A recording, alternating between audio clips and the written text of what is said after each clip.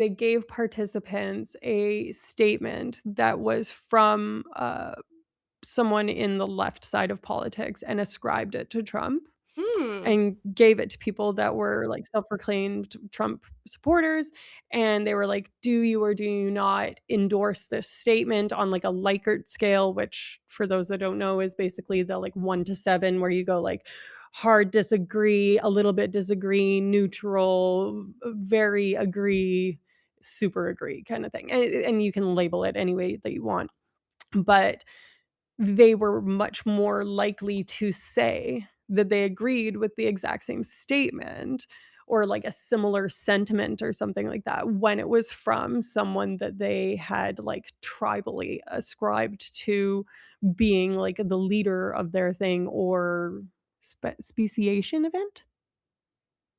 Yeah. What? Sorry, Old Man Felonious said this. Oh, I'm responding to yeah. it. Uh, like, sorry, you finish what you were saying, Alicia, and then we'll sort of address that because I think it actually is an interesting I point. mean, that's essentially it. It's just like we're more Yeah. apt to agree with and endorse and believe and perpetuate beliefs that are coming from a source that we believe is from within our own group, whatever type of group that is.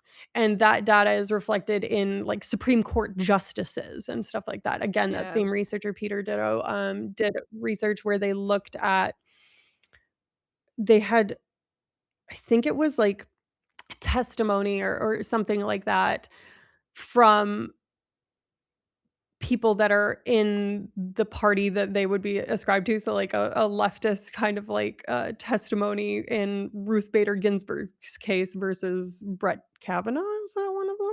That's one of the Yeah, other guys? that's I feel like that's one of the yes, other yeah, guys. it is. Yeah, yeah, It evokes disgust, so it yeah. must be. I like Um, beer.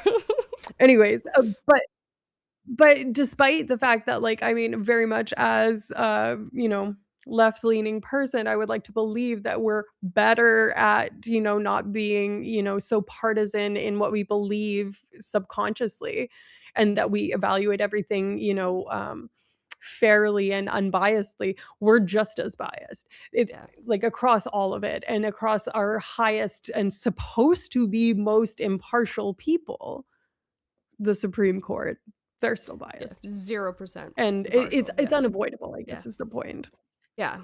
I mean, yeah, we all I don't view it. understand this evolutionary thing. Let's No, no, no, so Old Man Felonious is essentially saying that, like, because the political leanings are so split and people are only, like, dating based or, like right. it's actually true, like, people identify more with the Yeah. political party than they do with, like, apparently, like, race and, like, some other identity that I'm forgetting now, Religion, but yeah. No, yeah. that's data backed. So, like, I mean, if you're only dating and it's like generate like multiple generations of only dating within like people who align with your worldview, like that's fair. Like you're actually gonna start to see that split. But I also think that like we talk about this loneliness epidemic, which I think Mm, often ends up in like is in a lot of conservative leaning men or men who are maybe mhm. considered more moderate, but like maybe when it comes to more social things are conservative leaning. Like, I think, Yeah. it's a speciation event. It might also be a little bit of an extinction event happening. I'll be so for real. Like, So something I learned as a Canadian that might be very obvious to older Americans or even just Americans in general is that right now in this conversation, we've been using Republican and conservative basically as an interchangeable term. They're kind of hmm one and the same. yes. And, leftist or progressive or liberal as Democratic. And that is not the case in like up until the 80s is when it started to change. People would be a card carrying Republican voter that identified as liberal themselves. And they would kind of have ideologies that supported that. And there wasn't such kind of, I guess, purification or homogenization, I guess would be a better way to phrase it, within the group. And I think it's again that fear that we were talking about of dissension and going against the group and hmm fearing not having a group because you can't be welcomed in the other group because you were part of the first group, right? Sorry, so are you saying that this is like I think you mentioned Canada. So you're saying that this is looser in Canada, or you're saying that these are was looser in the No, I'm saying US? in America Yeah. now versus Well, earlier in time. that was because Democrats and Republicans used to, yeah. that And was you so that, you tell me because 'cause I'm not yeah, from here, yeah, but I was yeah. shocked by it. I also fairly recently learned about this. So like that is because political ideologies actually swapped parties mid 1900s. So it was right around I want to Yeah, say it because was wasn't Abraham Lincoln famous yes, progressive dude, he a was Republican? Like, he was, yes, like, down Abraham slavery, yeah. Lincoln was a Republican and he obviously supported like freeing slavery, freeing slavery, ending slavery, freeing the slaves. And Yeah. yeah, so then like I believe it happened right around the Great Depression era that those politics flipped. And I might have that timing wrong, so someone please correct me in the Mhm. chat if I am wrong. Um However, yeah, so I would say that like probably it took a little while for generations to sort of solidify. And I think probably like Ronald Reagan is probably one of the main reasons that parties are so like split That's now, when right? they marked it in the paper. It was that same Yes. science paper that was Yeah, talking about because this. that solidification obviously has a lot to do with class, even though we don't talk about it like class, we talk about it as all these other identities, Yeah. right? Because um and that actually there was a people who were more educated for a little while were often more likely to vote Republican because they were making more money. So it was people who were more educated who were making more money were going to benefit from Reagan's Yeah. policies, but that has shifted in the past like 20 or 30 years now, Right. because education and Yeah. monetary outcomes don't necessarily have a high correlation anymore. Right. Yeah. Yeah. Get a Grip says United States Supreme Court justices are political appointees these days, so I guess it makes sense. It 100% makes Yeah. sense. It's one of those things that, like, when you think about it, how could they possibly not be biased? But Hmm. they're supposed to be very unbiased, like, Well, that's their yeah, only job. I mean, what But is I mean, speaking as someone bias? who has a mother who's a judge, the woman is she's got some strong opinions. You don't get Yes. to be that level of anything without having some very strong opinions. Yeah, that's It's and I kind of mean, also a necessity. yeah, and we all like I mean, everybody has bias. Everybody like you can be very good Yeah. at identifying your bias and like I like by having conversations like this Mhm. where we say, you know, I can acknowledge that I have bias about this topic for because of my worldview. But it's like, yeah, it's Yeah. almost impossible to be completely impartial about anything. Yeah, and I don't know that we all should, need to set that aside, like, having Yeah. your values is something that's important to, Yeah. like, how you identify and stuff like that. One of the biggest takeaways in all of the data that I was looking at talking about how to combat this was perspective taking, which I think recognizes perspective taking as a tool to, turn down the temperature and decrease polarization. Hmm. Conversations, there will be groups that will go into, like, really high intensity conflict areas of America where there's 2 groups, and it doesn't necessarily have to be Republican, Democrat, or anything necessarily political itself. It could be, like, a racial divide or a class divide or some sort of, like, really hot issue. And this group will go in and basically facilitate talks with the other group between people that essentially, like, fucking hate each other. Hmm. And what they found is that obviously active listening, gotta do that, but the most important part of it would be to perspective take. So that is essentially being like, "Hey, I can completely understand that wanna protect your family." Maybe this is about gun control or something like that. Hmm.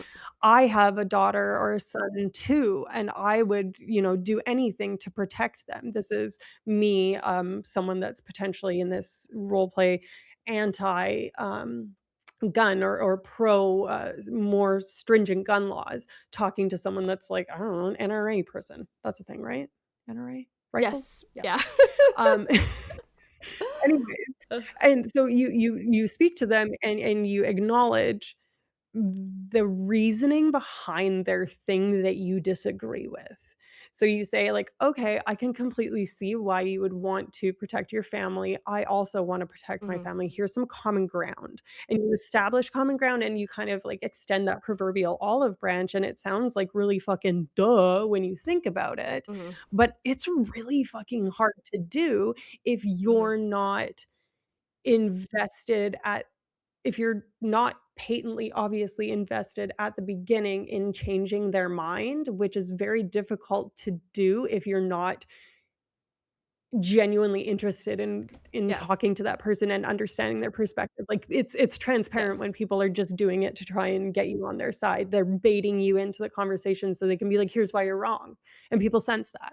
So yeah, I was gonna say this is something it sounds like maybe you can try to do with like your Republican uncle at Thanksgiving, essentially, but like not with strangers on the internet. Yeah, There's like no point. Like anonymity makes people like worse. There's like evidence for that. But then yeah. also like why are you fighting? You don't need to fight 100%. with bots on the internet who are like just there to rage bait you.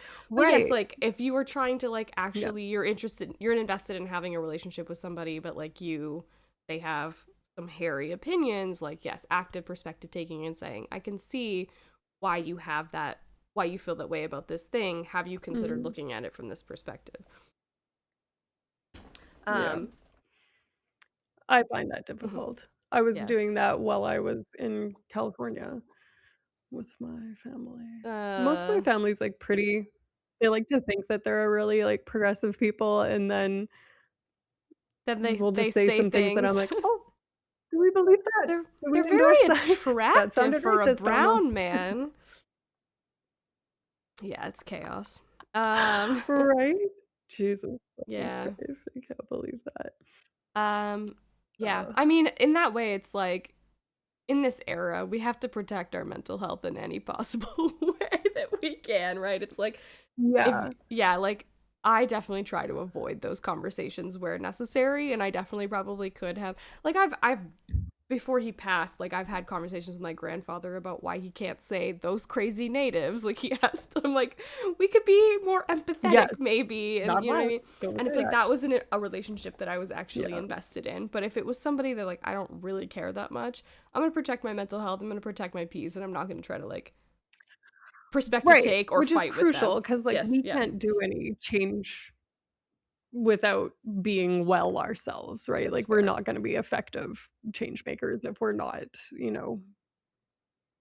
just at least not melting down, right? Yeah, yeah. Um, one other piece of data that I wanted to talk about was people that were raised in an authoritarian household Mm. are more likely to attribute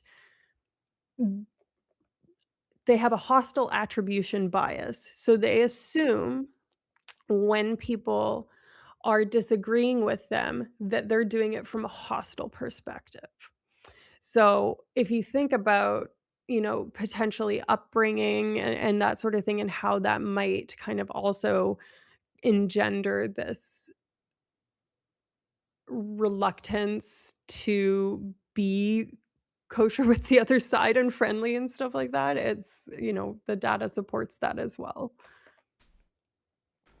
I spent so much effort keeping my mouth shut around my progressive friends and coworkers when I was living in North Carolina. Relatively speaking, they were quite progressive, but they weren't ready to hear my opinions. Tell us about it. Like I feel you, man.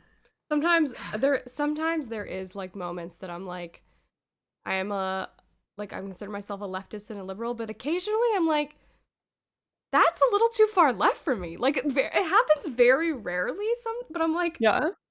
I don't know if I Like agree with what? that. Do you remember I would specific things? say when it was for instance the women's march and somebody was getting upset in the comments that people were using uterus iconography at the women's march that they were like not all women have Right. uteri, and I was like okay that's too much like it's a little too left for me of like I Yeah. was like let us live like you know what I mean not everybody we don't have to be like 100% inclusive all the 100% of the time so yeah Yeah, well, and, like